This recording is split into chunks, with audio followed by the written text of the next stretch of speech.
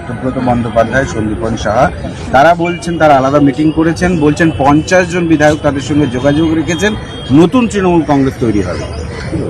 দেখুন, একটা কথা বলি, এই যে ভারতীয় জনতা পার্টি, এদের দুজন এমপি ছিলেন, একটা লালকৃষ্ণ আদবানি, একটা অটল বিহারী বাজপেয়ী। সেখান থেকে তারা 1:1-এ 87-88-তে চলে গিয়েছিলেন।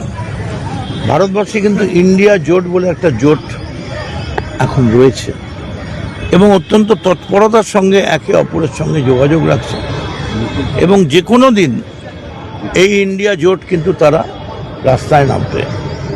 সেই জোটে ভারতবর্ষের তাবৎ নেতৃত্ব রয়েছে। আর যারা যারা বলছেন যে আমরা আলাদা করব, আমি অত্যন্ত বিনীতভাবে করজোড়ে তাদের কাছে একটা প্রশ্ন করব যে ইলেকশনে দাঁড়াবার আগে তৃণমূলের জামাটা ছেড়ে দাঁড়ালেন না কেন?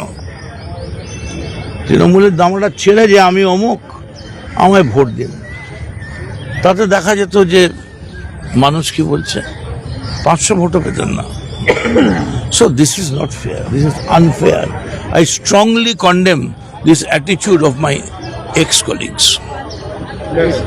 Thank you.